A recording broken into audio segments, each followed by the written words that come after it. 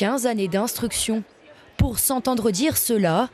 Selon les juges, les investigations sont closes, alors qu'aucune mise en examen n'a été prononcée. Concrètement, le non-lieu tant redouté se dessine. Une crainte bien réelle, car il y a un an, c'est le procureur de Paris qui avait estimé que la majorité des faits étaient prescrits. Je suis en colère. Ça fait 14 ans que ça traîne devant le tribunal, puis aujourd'hui on nous dit que des faits sont prescrits, ces faits sont prescrits. J'ai l'impression qu'on a structuré, organisé pendant maintenant près de 50 ans une situation qui pourrait conduire à un effacement d'un empoisonnement de sol. Une instruction marquée par la lenteur de l'institution judiciaire. Les parties civiles ont attendu 14 ans avant d'être auditionnées par les juges qui évoquaient déjà les limites procédurales du dossier.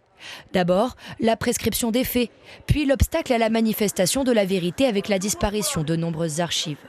Nous avons effectivement une absence de compte-rendu entre février 1972 et juin 1989 pour laquelle nous n'avons pas pu retrouver de compte-rendu sur le sujet dans les archives que nous pouvons avoir au ministère de l'Agriculture.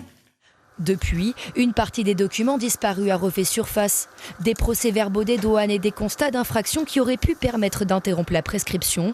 Car à l'époque des faits, l'administration de substances nuisibles pouvait être poursuivie durant 10 ans.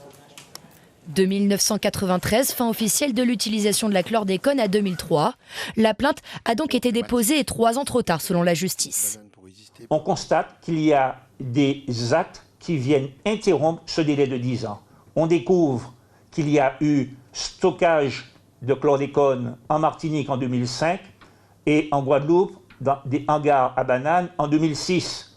Utilisation de produits interdits.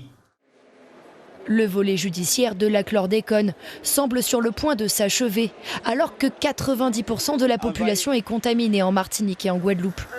Une décision du tribunal qui pourrait mettre le feu aux poudres Antilles.